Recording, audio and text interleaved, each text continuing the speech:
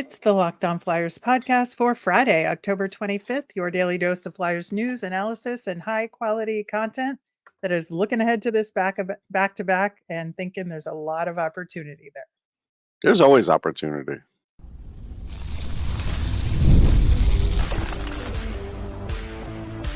You're Locked On Flyers, your daily podcast on the Philadelphia Flyers. Part of the Locked On Podcast Network, your team every day. Hey there, and thanks for making Locked On Flyers your first listen every day. I am Rachel Donner. You can find me on Twitter at rmiriam. I'm here as always with Russ Cohen, who's on all your favorite social media apps at Sportsology. We are at Locked On Flyers on Instagram, Threads, Blue Sky, and Twitter as well. Today's episode is brought to you by FanDuel. Place your first $5 bet and you'll get started with $200 in bonus bets guaranteed. Visit FanDuel.com to get started. We are over on YouTube or on the SiriusXM app or anywhere you listen to podcasts. Subscribe so you get our latest episode as soon as it's available here on the Locked On Podcast Network, your team every day. Russ, I think, like I said in the intro, this weekend back to back, I think it's a good opportunity to kind of turn the page and take the good that we talked about from the second game against the Caps. And, we talked about that on yesterday's show and kind of build on that against the Wild and the Habs. I think that, one of the things that we talked about a little bit is some maybe friction with John Tortorella and decision making. And, there was a kind of an incident with Sealer and, Torts laughed it off a little bit, Of course. and said, we argue every game, like, don't worry about it. We just both care a lot.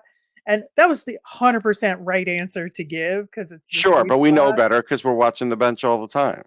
Well, yeah, there is that too. But it's just interesting to observe who he gets animated with versus who he doesn't. And I think it kind of has to do with who feels like they're at risk and who doesn't, right? Yeah, I think that's exactly right. And I think just because Sealer was on the ice when Mitchkov made the mistake, he's probably yelling at him that you got to cover for the kid, and he might have just been like, "I'm not sure what he's going to do," Right, which is fair to be Right. honest. Right. Oh, that's one of the good things about him is he's so creative and dynamic, and sometimes you can't keep up or until you get to know him a little better, right? Right. Nobody knows each other yet. Yeah, and I think that's something we're going to talk about a little bit later as well. But right now, the Flyers are 1-5-1 with only 3 points, last in the Metro, 6-game losing streak after winning that opener. But in a lot of ways, it doesn't feel like that. To me, it feels like there's some little nuggets of good stuff that kind of overtakes some of the disappointment of the record thus far. I kind of feel like both. I'm hearing both. I feel both because some people are Yeah. like, well, this is kind of how it ended last year. And now it's starting this year again. So I get those people and I get what you're saying too. And I think it's, somewhere in between that. Yeah, the truth is always somewhere in between for sure. I think that, with the Flyers, there has been a lot more change than we'd like to say. It'll be interesting to see what the Jet Luchenko situation is in terms of, are they going to send him down now, or is there going to be another game that he gets in? That's something we don't know yet. I think that there will be questions about line consistency and just keeping things stable for a little bit, regardless of outcome. I think they could use that. Mm-hmm. But I think there are some unanswered questions heading into these games. Yeah, I mean, the biggest question is, and I don't think John will be transparent about this, is Jet Luchenko one of your best players, or are you just keeping him around because you're hoping that you could fill a spot on this team? If he's not one of your best players, then you should send him back so he could become one of your best players in the future. Even if you're not the coach, you got to be brave enough to do that because it doesn't seem like Danny Briere is going to overstep towards his bounds on this. It just doesn't seem that way. Yeah. So we'll see what happens on that front. Obviously, this was like their one day off yesterday on a very busy schedule over the next a little over a week long period. Our first opponent being the Minnesota Wild on Saturday afternoon. And the Wild are off to a very good start this season, 4-0-2. They do have some, cracks in the armor there in terms of storylines. Right now, the talk is about Marco Rossi and is he going to get a new contract or not? And they still have the Parise Suter dead cap money for this one more year. And so it probably is something due to the fact that they can't really negotiate until trade deadline because Right. they can't be looking at dollar figures until they have a better idea about what next year's roster and cap is going to look like. Yeah, I think ultimately a guy like Rossi will be patient. I think Guerin's very trustworthy. There's no reason for those players to not like what he's doing or trust what he's saying. So I think it'll work out.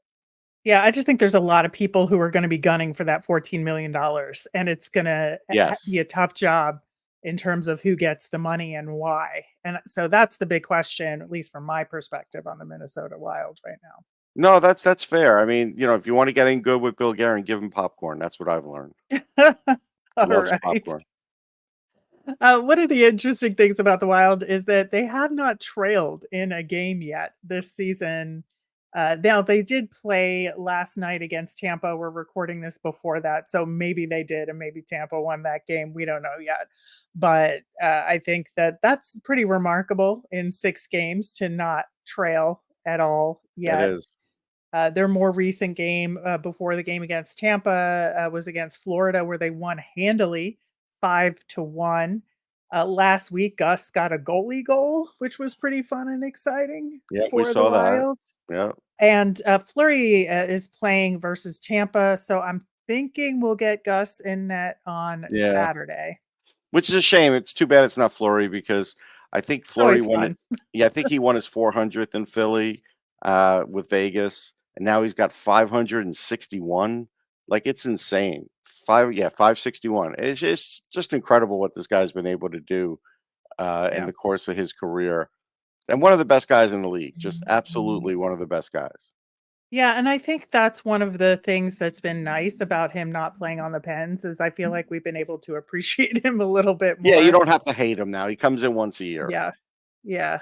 So that and it'll be a question. Maybe they will put him in just because he has a history of Maybe. playing the Flyers and, can really rise to the occasion in Philly. So there is that possibility, but my guess is that it's Gus. Right. Their injuries right now, Jared Spurgeon, their captain, was expected to practice yesterday. He is traveling to Philadelphia. The rest of the team went to Tampa. He did not go there, but he's going to come to Philly to meet up with the team there. But we'll see what happens with him. He's He'll be an a game important, time. Yeah. yeah, he's been an important part of the team, obviously, but it hasn't hurt them so far with him being out. No, I mean, luckily they have this guy named Brock Faber who's pretty good. Who? Never heard Yeah. of the guy. Yeah, yeah. Ryan Hartman was day to day with an upper body injury, You know he but wants to play, so uh-huh. So I think, we'll see what happens with those 2 guys. As far as the Wild kind of statistically and how they're accomplishing those wins thus far, they have 3.33 goals per game so far as a team, and that's a huge benchmark to have to overcome. And we've seen the Flyers even when they've tried comeback attempts, they're able to get the 3, but the one over that is the problem, right? right. Yeah, no question. I mean, I like I said, I'm a big fan of Matt Boldy. I think right now he's got 8 points in 6 games, bigger body. Mhm. You're gonna have to watch out for him. Obviously, Kaprizov, uh, Flyers fans are hoping that, yeah, Mitchkov turns into like a Kaprizov type player, which no reason to think he can't. And Kaprizov is great in his own right and very, very tricky to handle. And so, like, the biggest worry here, and they have veterans, they got Zach Bogosian and guys like that. They've got a mix there. The thing that you worry about here is it's really the Flyers defense that has not risen to the occasion at all. Yeah. And maybe Travis Sanheim has had a couple of good games, but mostly not a lot of good games as our unit. And this is with Nick Seeler back too now. So that's the worry here, that matchup.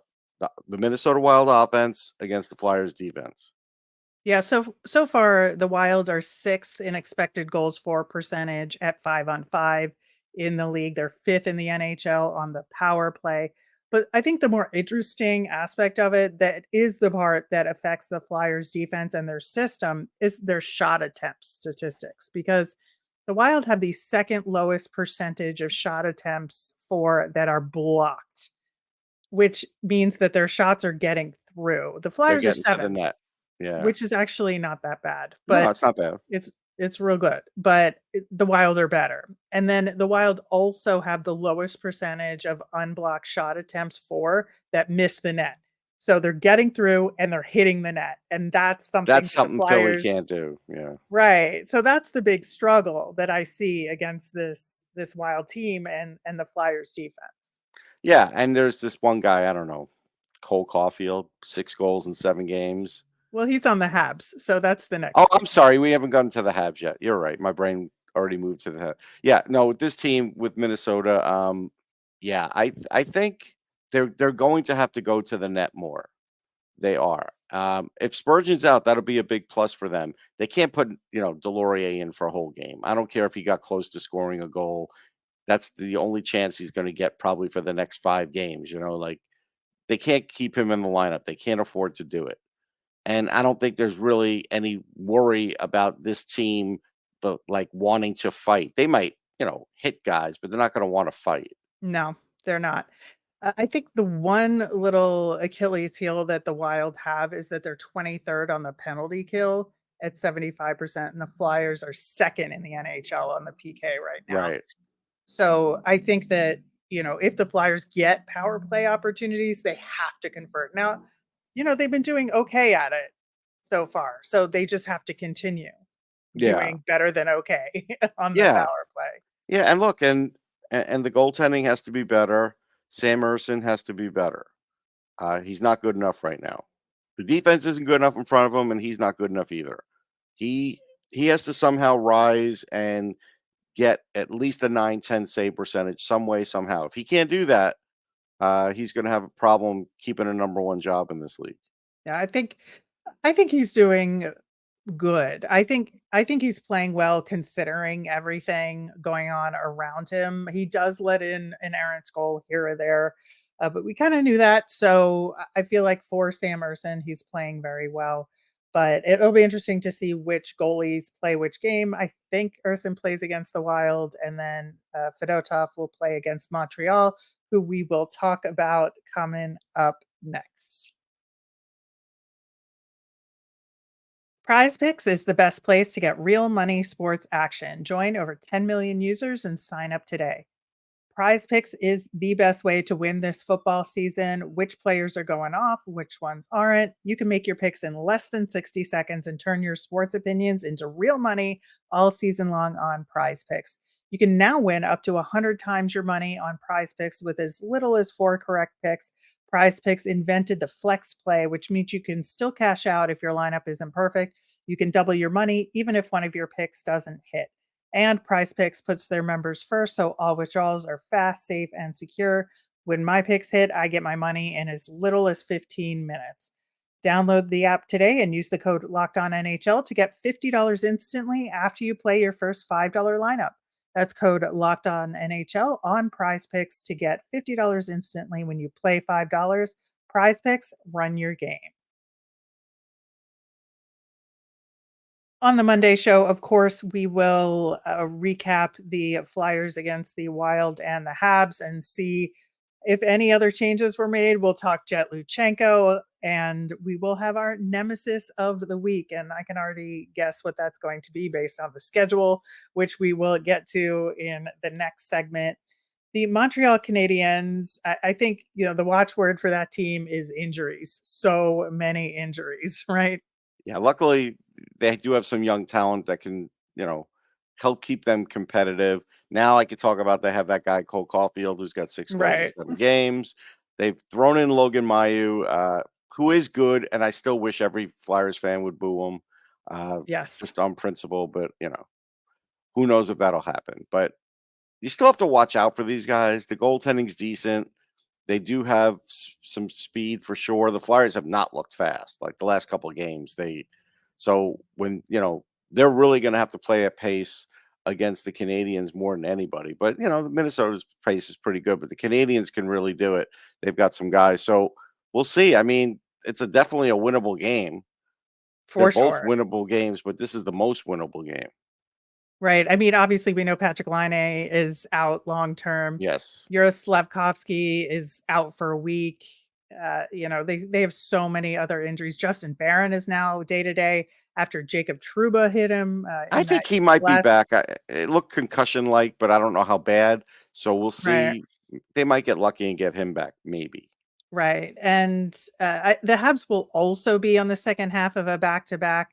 They are facing the St. Louis Blues at home on Saturday night. So they'll have a few less hours of recovery time than the Flyers will because the Flyers have the afternoon game on Saturday.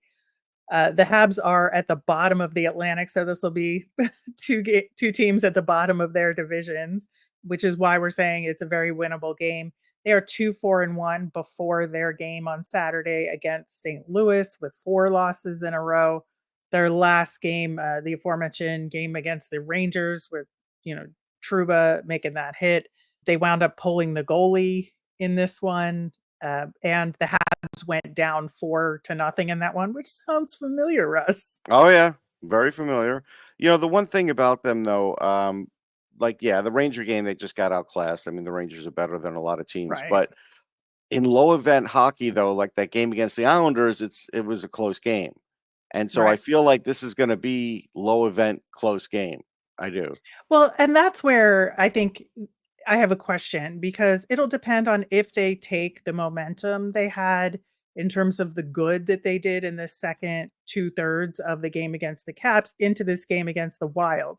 Because if they do and then can carry it over to Montreal, I think it could be a higher event game for the Flyers. And I think they could have a ton of shot attempts here. I think it's very possible because these are both goalies that are pretty beatable, and they just have to keep peppering them. So depending on who plays in which game, which I honestly couldn't tell you because both goalies are kind of Right. mid at best, right? With Primo being the other goalie, I just don't think it matters that much, to be honest. And you just No, gotta pepper them both, whichever one it is. it sounds easy. They haven't been able to do it. I'm sure they can get more shots off against Montreal, but in the end, yeah, you still have to bury them. And I don't know if they can score 4 goals against anybody right now. Even with the improved play, there's still too many guys not even pulling their weight. So we'll see. We'll see if it happens, but it wouldn't shock me if it's a close, low event game. Right, and, on the special team side of things, their power play is pretty solid. You mentioned, the guys with speed. Their top power play unit is very good, with Caulfield and Suzuki, available to them, making it, a really, really good top unit there. And, it's not as good as the Flyers, but the PK is gonna have to play carefully against the Yeah. Habs power play there, but the Habs PK is very good, 4th in the NHL. I mentioned the Flyers are 2nd best at the PK. The Habs are right up there with them, and so while I think it's gonna be really important for the Flyers power play to convert if they get those opportunities, it's going to be a challenge for them to do it, and they're really gonna have to lean on some of that creativity they have, and the top unit is just gonna have to make it happen. I mean, again, and this is going to be putting me in a bad spot because now I'm going to be saying, well, if you can get Mitchkov to do this and Mitchkov to do, and you're asking a 19-year-old now to be Yeah, the you best can't power have him play do guy. I everything. know, but like he was the best power play guy last game, and that's why others have to step up. Otherwise, you're really relying on a 19-year-old, no matter how good he's going to be in the future, to be your top power play guy. I don't know if that's fair all year, to be honest. No, I think though, if he can elevate other people's game and And he's not do trying to do it. He is trying. yeah, I think that's just gonna take time to get used to the patterns, to get used to anticipating what he'll do. And, that makes it easier on the defensive side of things to play against him for sure. But I do think that as the Flyers get more and more adjusted to playing with him and they communicate and they come up with set plays and utilize that creativity, especially the behind the net stuff. I think that is the key here. And, I mean, I've always been a big fan of, having even like two guys behind the net to Right. create multiple angles and multiple options. I think it's just a matter of then Drysdale getting more activated as part of that solution. They can add a bunch of different weapons and a bunch of different looks out there, and I think that'll just only enhance it, and it won't put all of the burden on Mitchkov. It'll just be taking his lead, which is a little different. Yeah, I think that's fair, but there is a lot of burden on Drysdale, and so far he hasn't looked good enough. Like he somehow has to gain more confidence, and hopefully he gains it before this game. But that's been a struggle.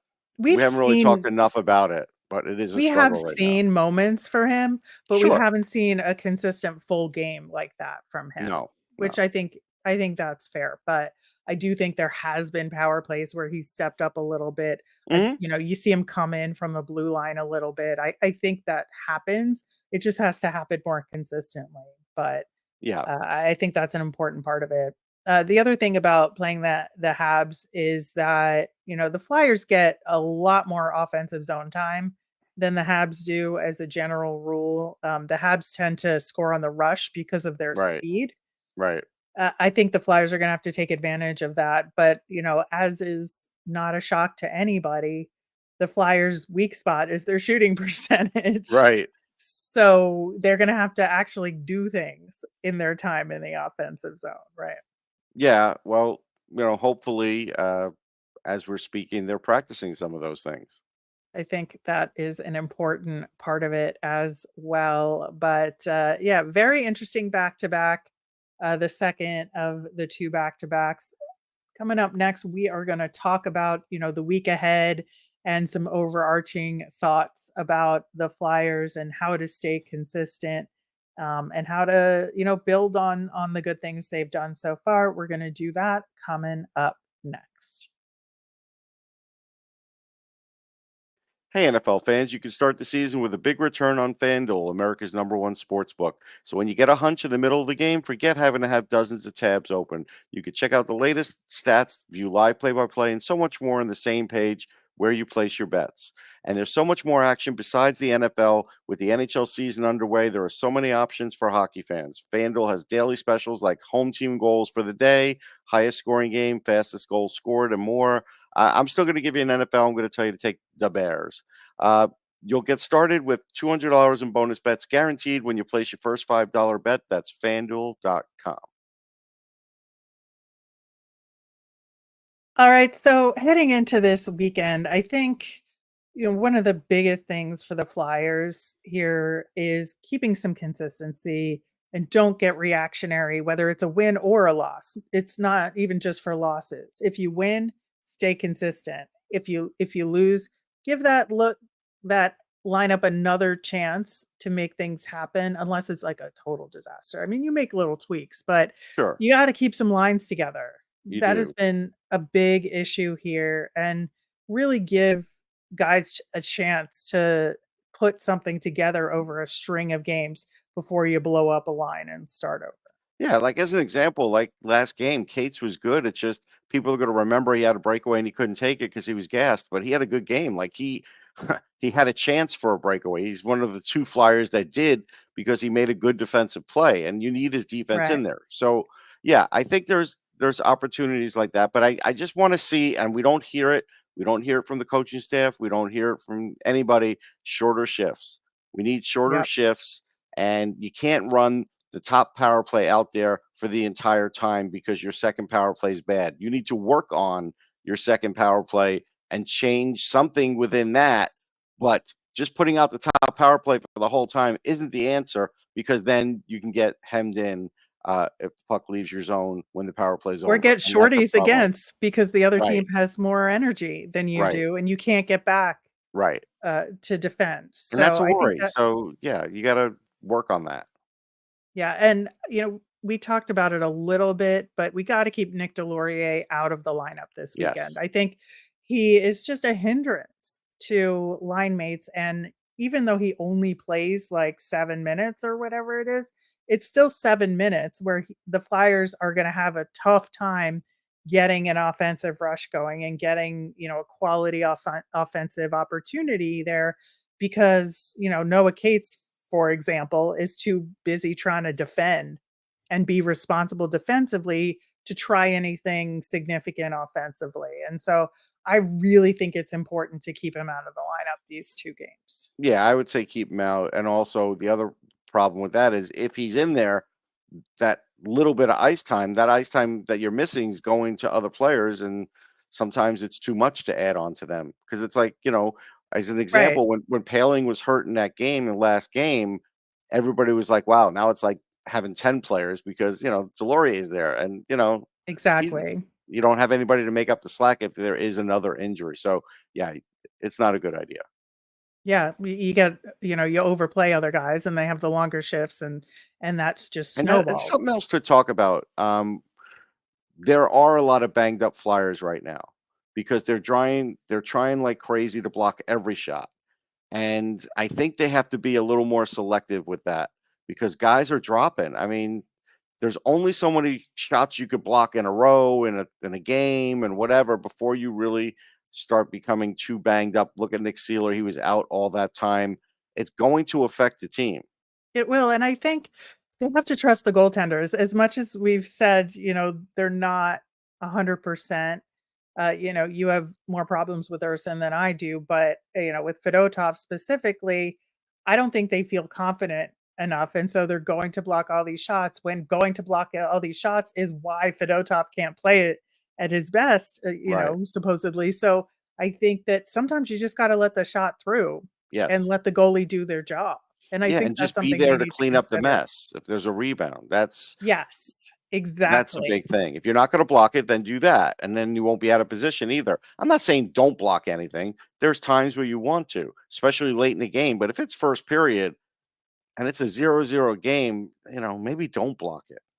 Right, and just be there to, clean up any rebounds. I think Right, that is the more important part because you don't want the other teams getting 2nd, 3rd chances right. at a puck. So I think that's something the Flyers really need to, like, be more deliberate about, as well. I think that's a really good point you bring up. As far as, like, other lineup decisions, again, obviously, we don't know what the Jet Luchenko situation is, but with Bobby Brink, I feel like it'd be worth it for him to sit again versus the Wild, but then put him back in against Montreal. Yeah, I I could think see that. that's the right move.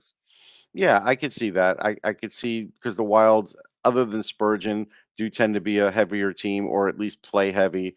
Uh, Mhm. yeah, and that's when Brink doesn't do as well. With Minnesota, it will be more wide open, and it definitely feeds his style. So yeah, I think that's fair.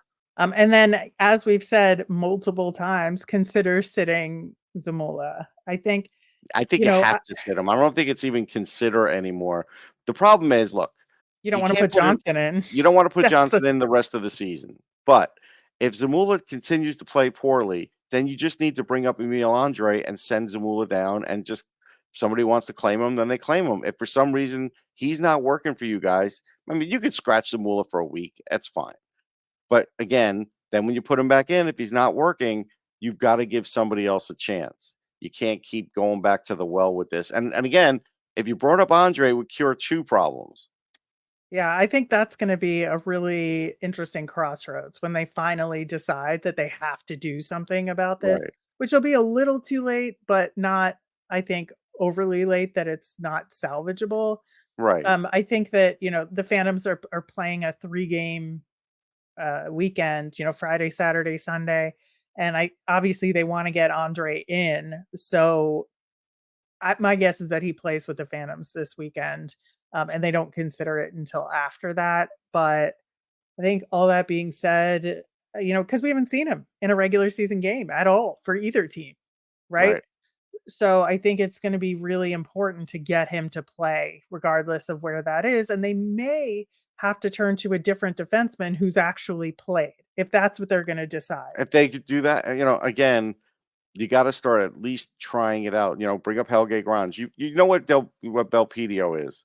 Try one of the other guys because you need a little upside and a little speed on this team, and so that's why I'm suggesting guys like Andre. Even Gronz has done really well.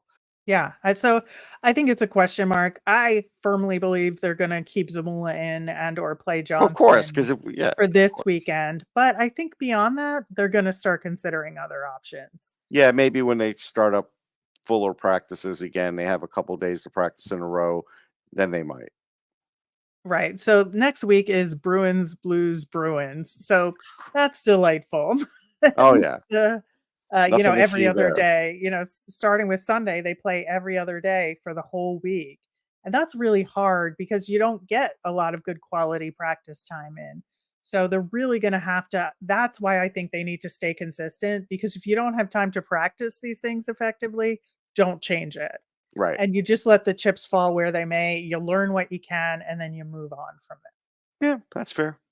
All right, that will do it for today's show. Thanks so much for listening. We'll be back on Monday to recap the action of the weekend. Plus, we'll have our nemesis of the week. As a reminder, we always want to hear from you. So let us know your mailbag questions on Twitter at Locked On Flyers. You can email us at lockedonflyers@gmail or comment over on YouTube. I'm Rachel. I'm on Twitter at rmiriam. That's RMIRIAM. I'm Russ. I'm at Sportsology, SPORTSOLOGY. Thanks for making Locked On Flyers your first listen today. For your next listen, find Locked On Fantasy Hockey. Become a fantasy hockey expert and get the edge over your league mates with daily tips from Steal and Flip. Find Locked On Fantasy Hockey on YouTube or wherever you listen to podcasts. Have a great weekend, everyone.